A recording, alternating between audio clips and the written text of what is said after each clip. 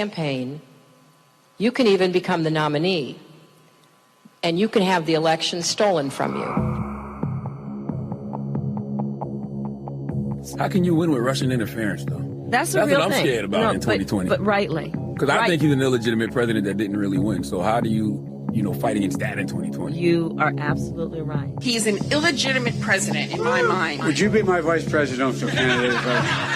Folks, look, I absolutely agree. Trump didn't actually win the election in 2016. He lost the election, and he was put into office because the Russians interfered. Russia interfered with our election, attacked our democracy for the sole purpose of artificially placing someone at 1600 Pennsylvania Avenue.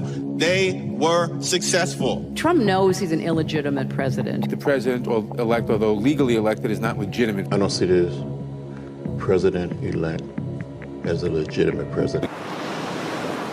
Welcome back to American Sunrise. I want to welcome back David Brody. David, that was just one of 24 minutes of Democrats denying election results. In fact, every single Democrat president, in fact, since 1977, has questioned the legitimacy of U.S. elections. This, according to the Republican National Committee. So why do so many people suddenly seem not to care when a Democrat says something like that, and yet if you even as much associate with Trump or ask for a phone number, you could be charged?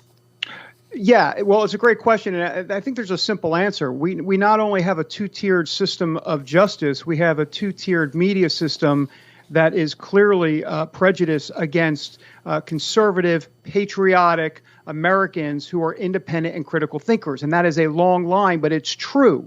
I mean, I didn't say conservative Americans because there are a lot of conservative Americans that are also sheep in this country that will just go along with whatever it is, whatever the company line is.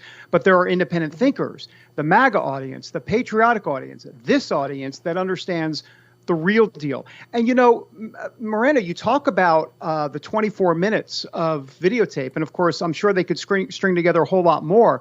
But you're right. This has been going on for a very long time. Here's one instance well, there's so many instances. But let me just bring up 2004.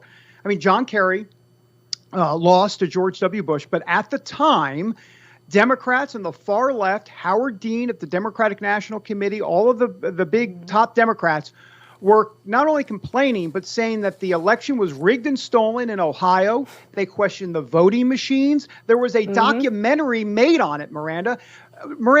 HBO, we should do this in the show tomorrow. I've got the clips. We should. I've got the evidence. I've got the tape. I've got the receipts. You've got the proof. You've got the truth.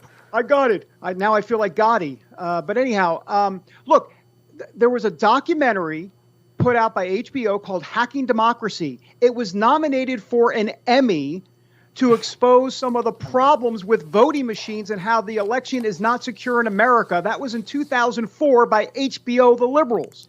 And that got an Emmy Award, or a nomination for an Emmy Award. But Donald Trump and others want to talk about that now. And no, you're thrown in jail. And that's the difference, Miranda.